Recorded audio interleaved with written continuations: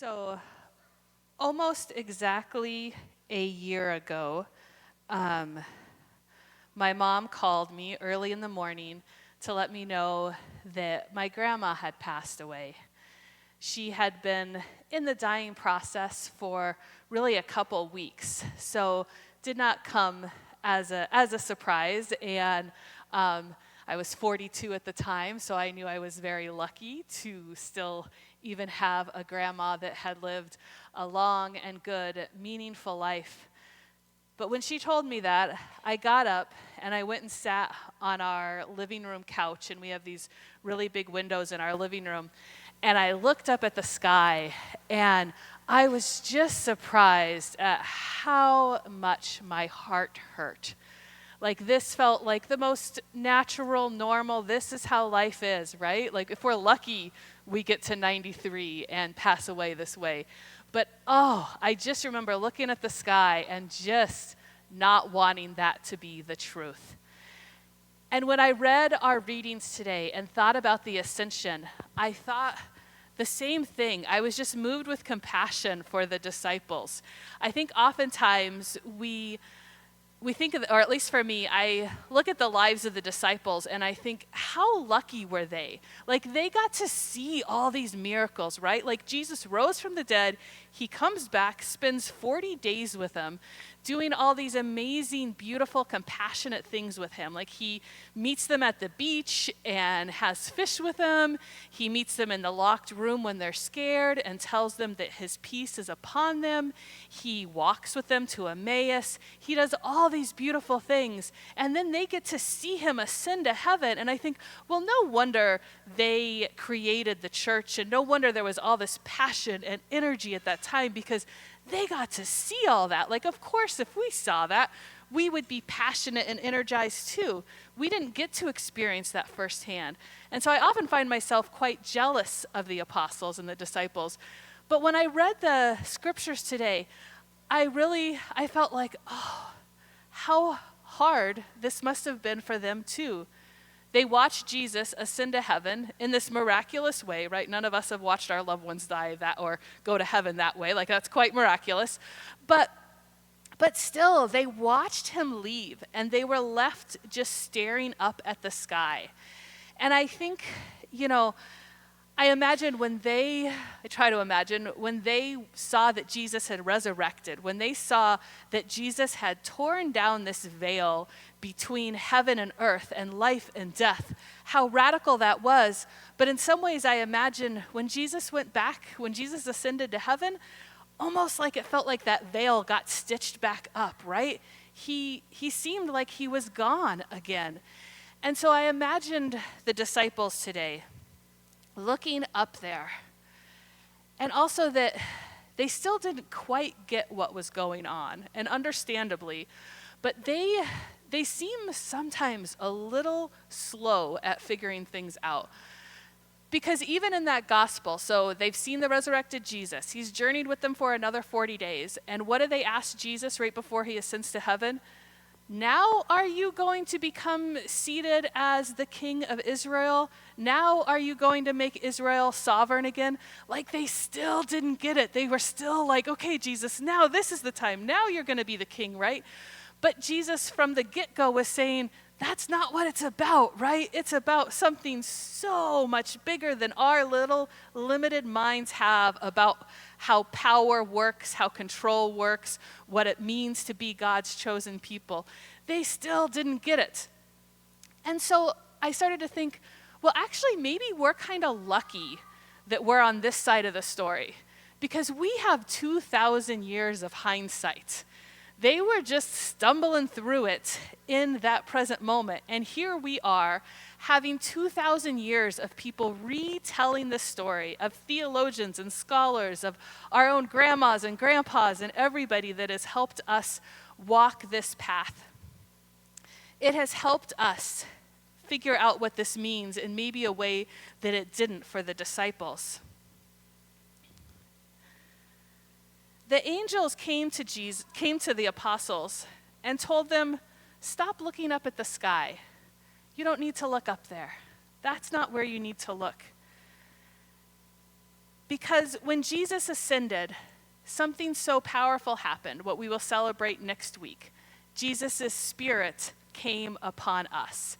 It was no longer about looking up at the sky. It was no longer about even the physical person of Jesus and how he came to us. It was the fact that God's Spirit was going to be everywhere.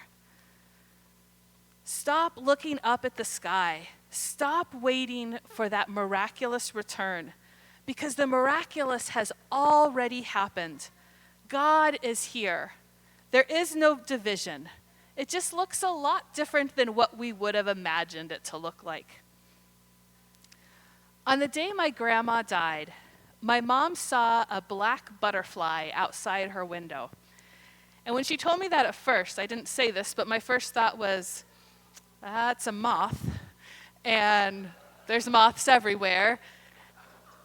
And I didn't really know what she meant. But fast forward a few weeks later, and I'm sitting out on my front or on my back porch. Lucy's with me, and we're FaceTiming my mom, and I have my iPad on my lap.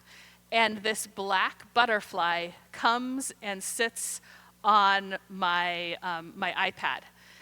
And I just freaked out. And I was like, oh my gosh, this isn't a moth. This is a butterfly. And it's called the red admiral, right? Is that what it is? And it kind of looks like a reverse monarch. It's mostly black, and then it's just got these little red specks on its wings. And I felt in that brief fluttering moment with that little fluttering butterfly, that divide between heaven and earth, life and death, I felt it fall away for a moment. I realized, there is no reason to look up at that sky, because the love that has bound me to my mom, to my grandma, to my baby, that love is stronger than anything. And it is stronger than the separation that we feel as humans that are left on this side of eternity for right now. But something really interesting happened as this last year has gone on. It turns out these black butterflies, these red admirals, they're everywhere here. I see them all the time now. There's a couple that are always in my backyard whenever it's sunny.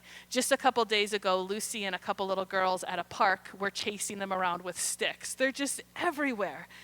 And it kind of started to take away that feeling of miraculousness a little bit. I was like, oh, well, these are super common. Like, is this really special? Because they're everywhere.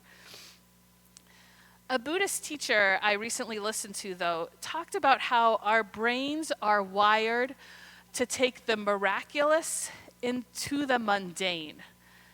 So we take all these things, like butterflies showing up everywhere, and they start to become mundane. Here, can you go sit with Daddy Kay? Thank you. And I think that's why we can get stuck looking up at the sky, looking for something miraculous, because we forget how miraculous it is that we have beautiful black butterflies fluttering around.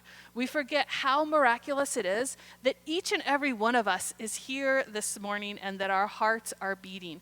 That stuff seems so mundane, and it is the miraculous. It is the division that has been taken away because of Jesus' life and death and resurrection. In our second reading today, Paul says, I pray that God enlightens the eyes of your mind. Our minds might be wired to turn the miraculous into the mundane, but I think our hearts are wired for the miraculous. They are miraculous. And when we take practices that help us start seeing the miraculous, like prayer, meditation, gratitude journaling, we start to see the miraculous more and more, and we start to wire our brains for hope, just like Paul prayed for. Because Jesus didn't ascend to heaven because he had finished some divine theological experiment. He ascended to heaven because, at least for now, his work was accomplished in that way. He broke the divide. God and us, we are one, we are called, we are miracle workers now. And so that is the call for us to go forward and live in that identity. Our readings today, they talk about how we'll be able to handle poisonous snakes and do all these very interesting kind of revelation-y type things. And I've never seen that, and I imagine probably most of you have never seen somebody handle a poisonous snake and not get bit and be terribly hurt. And I think, you know what, that's okay. That seems kind of like a magic trick. But you know what's miraculous? What's miraculous is when we have our hearts and minds looking for the good, looking for the light, looking for the life, and we look at someone else and we let them know that they're loved and they're valued, and our presence helps them keep walking on this day, keep walking on this earth one more day. That is so much more powerful than holding a poisonous snake and not getting injured. And so I invite us today and every day to work to keep our hearts and our minds attuned to the miraculous, to the butterflies, to a friend's smile, to the northern lights, to the wild and unyielding dandelions, because that will train our minds to stop looking up at the sky and start putting one foot in front of the other and bringing God's message to this world, a message of love and freedom.